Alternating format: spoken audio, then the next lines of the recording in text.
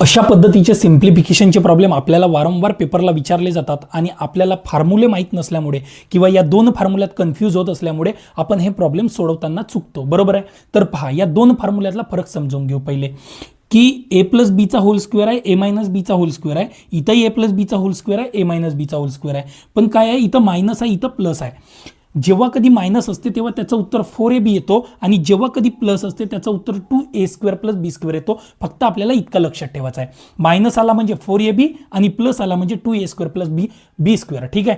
तर का होते, प्रश्न इथंच बनतो. आपल्याला फक्त हे आकडे मोठे मोठे दिले जातात आणि आपल्याला कन्फ्यूज केले जातात. पण प्रश्न कुठं बनतो, इथंच बनतो. का केले जाते, हा गुणाकारात आहे 4ab म्हणजे 4 × ab. तर हा ab का केले जाते, भागाकारात आणले जाते. म्हणजे हा जर भागाकारात आला तर इथं करायला 4, कधी कधी 4 इथं आणलं जाते, इथं ab ठेवलं जाते म्हणजे त्याचं उत्तर ab येते.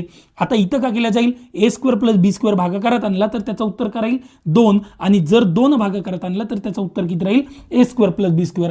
आता प्रश्न पाहू, प्रश्नात काय केलं आहे, याला ए समजा याला बी समजा म्हणजे ए प्लस बीचा होल स्क्वेअर मायनस आहे ए मायनस बीचा होल स्क्वेअर म्हणजे फॉर्म्युला कोणता लागत आहे हा. आणि खाली का केला आहे ए इंटू बी म्हणजे ए बी खाली आणलाय.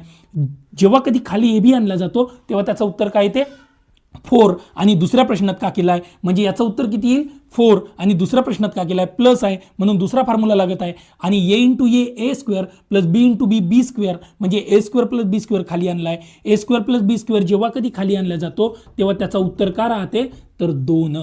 किती राहते 2. म्हणजे या प्रश्नाचं उत्तर किती राहील 2. या प्रश्नाचं उत्तर किती राहील 4. पहिला आणि दुसरा प्रश्न मी सोडवून दिलाय. एक प्रश्न तुमच्या स्क्रीनवर आहे, तोही याच फॉर्म्युल्यानुसार 2 मधून एक फॉर्म्युला लावून सोडवा आणि त्याचं उत्तर कमेंटमध्ये टाका. जर व्हिडिओ आवडला असेल तर लाईक करा, तुमच्या मित्रांपर्यंत शेअर करा आणि अशा नवनवीन व्हिडिओसाठी आमच्या चॅनलला सबस्क्राईब करा. खूप खूप धन्यवाद.